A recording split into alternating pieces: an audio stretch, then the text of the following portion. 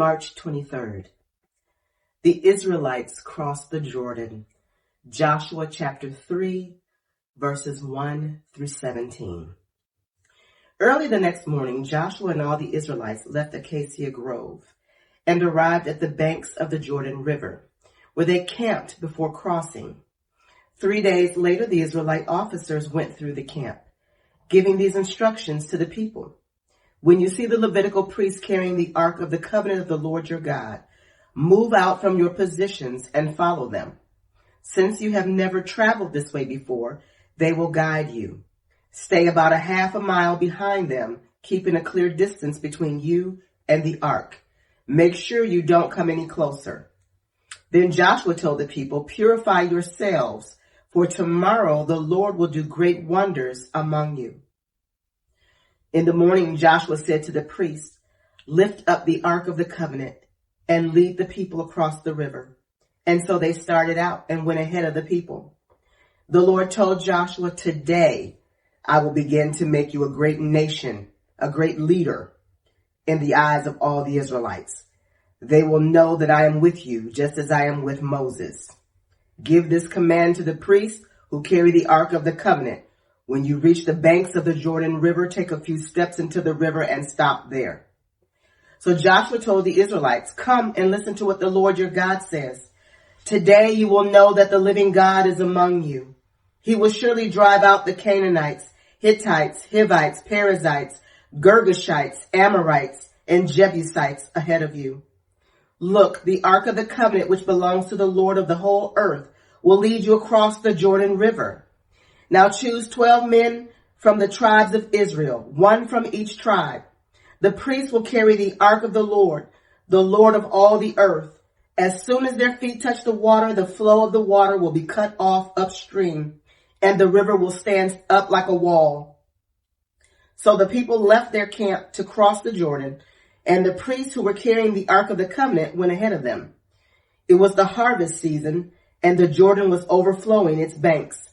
But as soon as the feet of the priests who were carrying the ark touched the water at the river's edge, the water above that point began backing up a great distance away at a town called Adam, which is near Zarethan.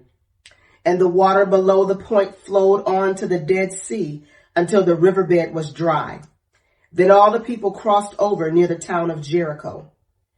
Meanwhile, the priests who were carrying the Ark of the Lord's Covenant stood on dry ground in the middle of the riverbed as the people passed by. They waited there until the whole nation of Israel had crossed the Jordan on dry ground. Memorials to the Jordan crossing, Joshua chapter 4, verse 1 through Joshua chapter 5, verse 1. When all the people had crossed the Jordan, the Lord said to Joshua, now choose 12 men, one from each tribe. Tell them, take 12 stones from the very place where the priests are standing in the middle of the Jordan. Carry them out and pile them up at the place where you will camp tonight. So Joshua called together the 12 men he had chosen, one from each of the tribes of Israel. He told them, go into the middle of the Jordan in front of the ark of the Lord your God. Each of you must pick up one stone and carry it out on your shoulder. 12 stones in all, one for each of the 12 tribes of Israel.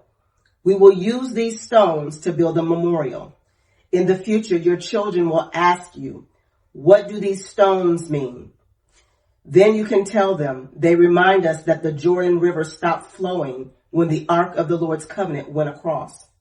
These stones will stand as a memorial among the people of Israel forever. So the men did as Joshua had commanded them. They took 12 stones from the middle of the Jordan River, one for each tribe, just as the Lord had told Joshua. They carried them to the place where they camped for the night and constructed the memorial there. Joshua also set up another pile of 12 stones in the middle of the Jordan, at the place where the priests who carried the Ark of the Covenant were standing, and they are there to this day.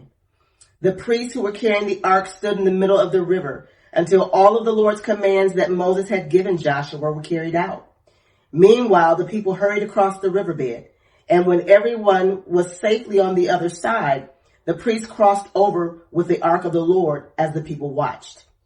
The armed warriors from the tribes of Reuben, Gad, and the half-tribe of Manasseh led the Israelites across the Jordan, just as Moses had directed. These armed men, about 40,000 strong, were ready for battle, and the Lord was with them as they crossed over to the plains of Jericho. That day the Lord made Joshua a great leader in the eyes of all the Israelites, and for the rest of his life they revered him as much as they had revered Moses. The Lord had said to Joshua, "Command the priests carrying the Ark of the Covenant to come up out of the riverbed." So Joshua gave the command. As soon as the priests carrying the Ark of the Lord's Covenant came up out of the riverbed and their feet were on high ground, the water of the Jordan returned and overflowed its banks as before. The people crossed the Jordan on the 10th day of the first month. Then they camped at Gilgal, just east of Jericho. It was there at Gilgal that Joshua piled up the 12 stones across from the Jordan River. Then Joshua said to the Israelites, "In the future, your children will ask, 'What do these stones mean?' Then you can tell them, 'This is where the Israelites crossed the Jordan on dry ground.' For the Lord your God dried up the river right before your eyes, and he kept it dry until you were all across, just as he did at the Red Sea, when he dried it up until we had all crossed over.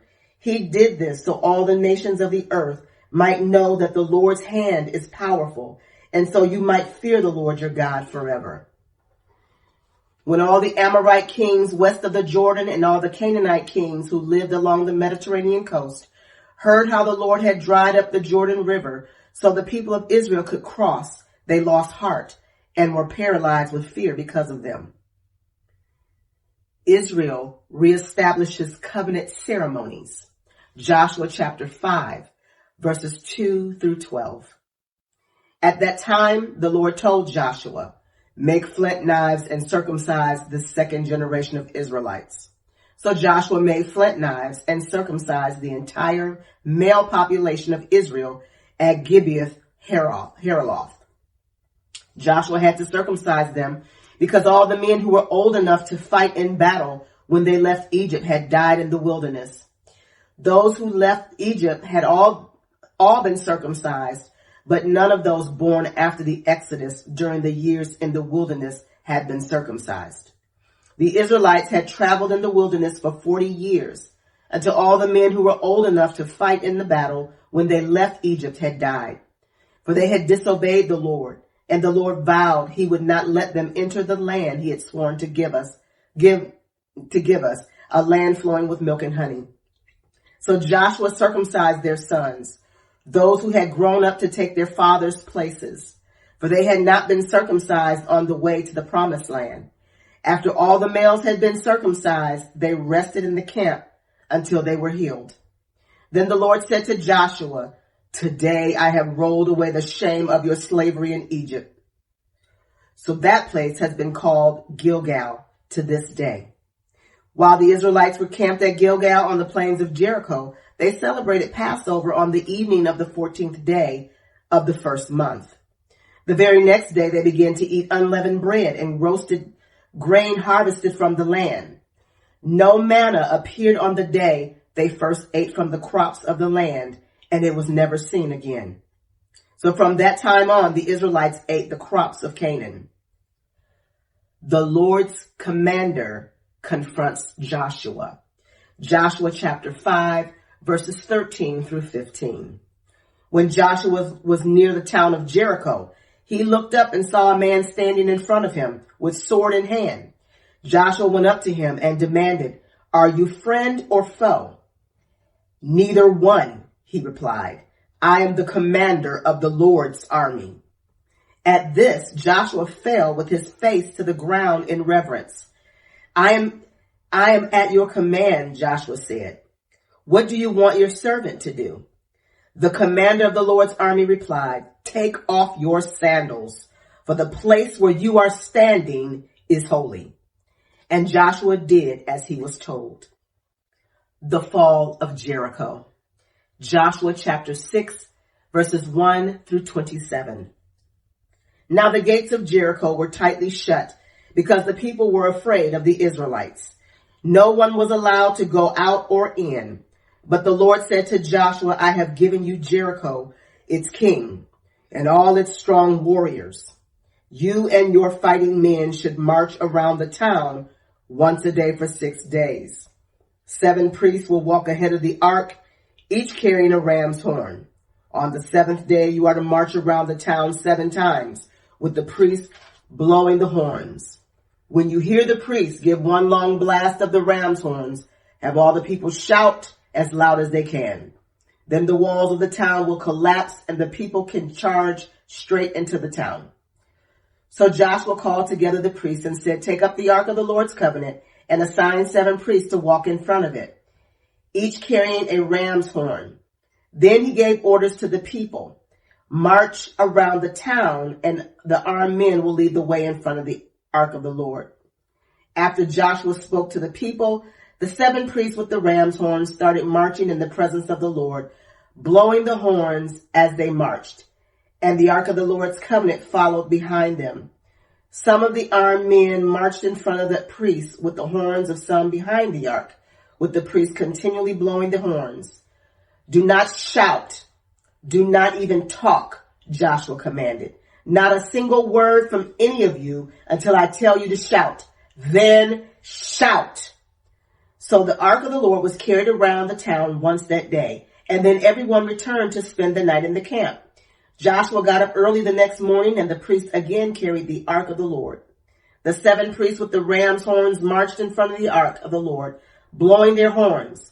Again, the armed men marched both in front of the priests with the horns and behind the ark of the Lord. All this time, the priests were blowing their horns. On the 2nd day, they again marched around the town once and returned to the camp. They followed this pattern for 6 days. On the 7th day, the Israelites got up at dawn and marched around the town as they had done before. But this time, they went around the town 7 times. The 7th time around, as the priests sounded the long blast on their horns, Joshua commanded the people, shout, for the Lord has given you the town. Jericho and everything in it must be completely destroyed as an offering to the Lord. Only Rahab the prostitute and the others in her house will be spared, for she protected our spies. Do not take any of the things set apart for destruction, or you yourselves will be completely destroyed, and you will bring trouble on the camp of Israel. Everything made from silver, gold, bronze, or iron is sacred to the Lord and must be brought into his treasury. When the people heard the sound of the ram's horns, they shouted as loud as they could. Suddenly, the walls of Jericho collapsed, and the Israelites charged straight into the town and captured it. They completely destroyed everything in it with their swords, men and women, young and old, cattle, sheep, goats, and donkeys. Meanwhile, Joshua said to the 2 spies, keep your promise. Go to the prostitute's house and bring her out, along with all her family. The men who had been spies went in and brought out Rahab, her father, mother, brothers, and all the other relatives who were with her. They moved her whole family to a safe place near the camp of Israel. Then the Israelites burned the town and everything in it. Only the things made from silver, gold, bronze, or iron were kept for the treasury of the Lord's house.